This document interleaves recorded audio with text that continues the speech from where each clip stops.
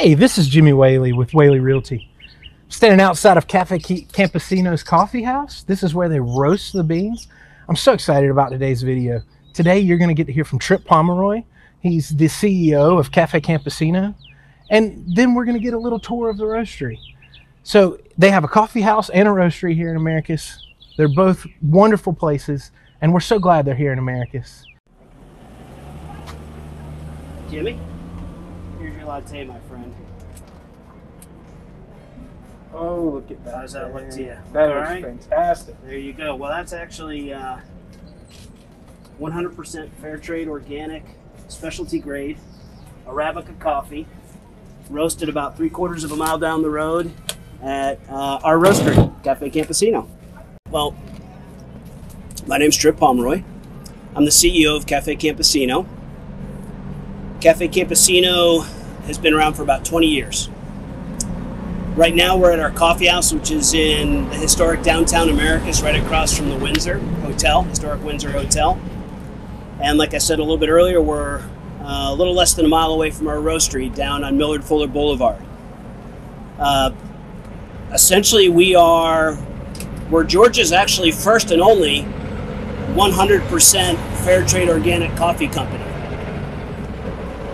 And for 20 years, we've been working with 20 some odd other roasters throughout North America, as far as away as our friends at Bean North in the Yukon and Canada. Down to here, we've banded together as a group of committed roasters to buy coffee directly from small scale farmers via their cooperatives that they own part of and use to basically commercialize their coffee directly into the international market. And the organization that Café Campesino helped to co-found that has brought these roasters together is called Cooperative Coffees. And its logistics office is right upstairs here above our coffee house. And then Co-op Coffees has a quality lab and what we call a trading partner relationship office up in Canada. And the quality lab speaks for itself. It helps to ensure the quality of the coffee that we buy from the small scale farmers. But they also manage the relationships on our behalf. The staff up in Montreal manages the relationships with the small scale farmers and their co-ops to set up the purchase of coffee year in, year out. It's a supply chain. It's one of the most unique supply chains, we believe, certainly in the coffee industry, but among other industries. It's a purchasing cooperative combined with people who have a principled approach to trade. Fair. Fair means direct, transparent, win-win, dialogue and collaboration with the people who grow our coffee, who we buy it from. And it means year in, year out, adjusting to each other to make sure we get the best coffee, they get the best price, and the best terms and trade. And here we are 20 years later. Started out as one container 20 years ago, now it's about 150 containers. So the roastery, so just to play off of your coffee is fresh roasted down at our roaster every day, 42 pounds at a time. It's shade grown, it's organic. It's some of the world's best coffee grown by some of the most dedicated small-scale farmers, usually 2 or 3 acres. And that's really relevant to who we are in Americus. You know, we are a farming community in many ways. Well, actually, Americus is cool. And then you can ask me the rest of your questions. I get excited when I talk about what's happening. Small farming community, but Americus is also a hub for social entrepreneurs. We're the home place of Habitat for Humanity. Hey, neighbor. So we've been around for 20 years. Café Campesino, basically a coffee importer by virtue of being part of this co-op. We're a roaster. We supply coffee houses, offices, restaurants, cafes, grocers all over the state and beyond. We also have online retail. We have our coffee house here in Americus, which we really, we've turned it into kind of a coffee house cafe, breakfast and lunch, with a menu that aligns with our values. Made from scratch, healthy, a little more labor, but it's worth it because the food's always fresh. We do our own baking. We have really highly trained baristas. And people who come into town and just people who live here can come get their bag of coffee here, Monday through Saturday. They can also order directly from our roastery and pick it up here too. So the foundation, of our business is the connection to the farmers who grow our coffee. So our coffee offering is based on about a dozen farmer groups that we work with. So we get coffees from some of the world's best coffees from Guatemala, Western Highlands and up in the north of Guatemala, Chiapas, Mexico, Nicaragua, the Matagalpa region, Peru, Central Amazon, Northern Colombia, down in the Cordillera Central of Colombia, from Sumatra in Aceh, Sumatra, and Sidama, Ethiopia. And so what we do then is we have these beautiful single origin coffees, and we'll either roast them as a single origin, kind of light, medium, or dark, depending on the characteristics of the bean and what we're trying to achieve in the cup, or we'll do a blend. And we can blend two ways. We can take the green beans and blend them together and then roast them, or we can do post-roast blends, which is self-explanatory, but we take, let's say, a Colombia medium and blend it with a Peruvianese to get a blend. At our coffee house here, we have really good espresso, and we have 3 espressos, kind of a lighter, a mid, and a darker offering, which uses a proprietary pre-roast blend of green beans that we think really works well for coffee houses, and that's what we serve here is easygoing espresso. Well, so earlier, I talked about how we're connected with small-scale coffee farmers. With a purpose, right? We and the farmers we work with want to leave the world better than we found it, both, environmentally and socioeconomically, right? We want the coffee farmers to get a fair price so that they can earn a decent living and maintain a decent quality of life. And there's a lot of work to do because the coffee industry is a commodity-based industry, and it's commodity pricing-based, which kind of traps farmers in a cycle of poverty. We're working with these farmer groups to break that cycle. So back to your question, why Americus, right? So we're a big farming community, cotton, soy, peanuts, but we're also a socially entrepreneurial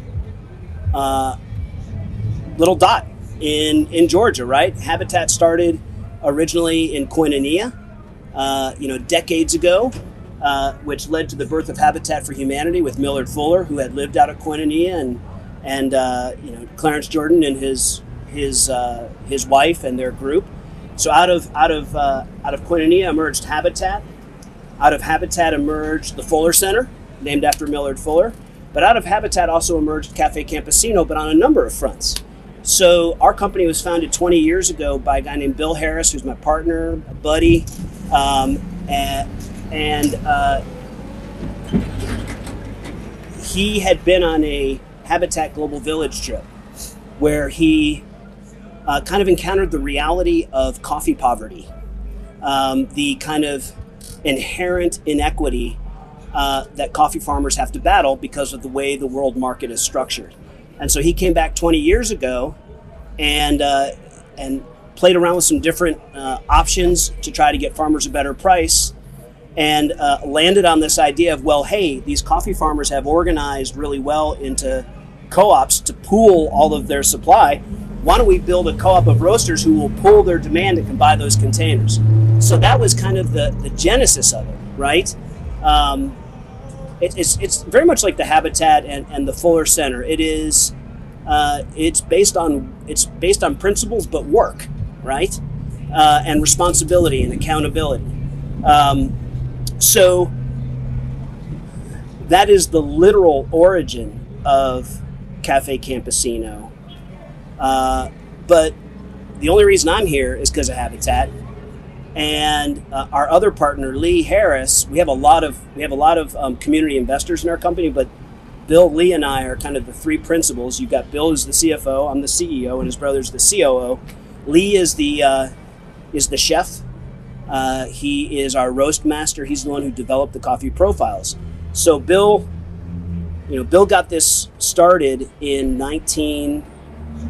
98, 99. 10 years before that, I had come down here out of college and had been given the opportunity to direct the public relations for the 1990 Jimmy Carter Work Project. So it was like, you know, free housing, really nice community, really interesting, a little bit of a food stipend. And so I needed to meet people and bartend at night. Well, I needed to meet people. I wanted to meet people, and I'd like to have a beer or two. So I became a bartender at Lee's Old Courthouse Bar and Grill. Lee and I became friends. This is Bill's younger brother. Lee and I became best friends. Bill was kind of the older brother, smarter than we were. Who knew? And Lee had gone on trips, Habitat Global Village trips. And Lee was also very, very committed to his art as a chef and his profession as a chef. He trained up in New England. And so each of us brought, when we came together, when I came on in 2003, 4, I had been working internationally. I'd gone on to graduate school, managed landscaping companies, then went to South America to work. Lee had been trained in the culinary and, had had restaurants and all that. And Bill had come from the finance sector. Well, we brought our business experience and put it to use for Café Campesino and our co-op. I sit on the board of Co-op Coffees. Bill used to run the co-op as its general manager. Getting back to your question, Americus was kind of the natural place for Café Campesino to emerge, a socially responsible company. And we're a B Corp. We're one of 2 coffee companies in Georgia that's a certified B Corporation. So how we treat the environment, how we treat our employees, how we treat our vendors is as important. So I came up I left in 89, 90, came up to join as a partner with Bill and Lee, and then brought my family up here, raised my kids here.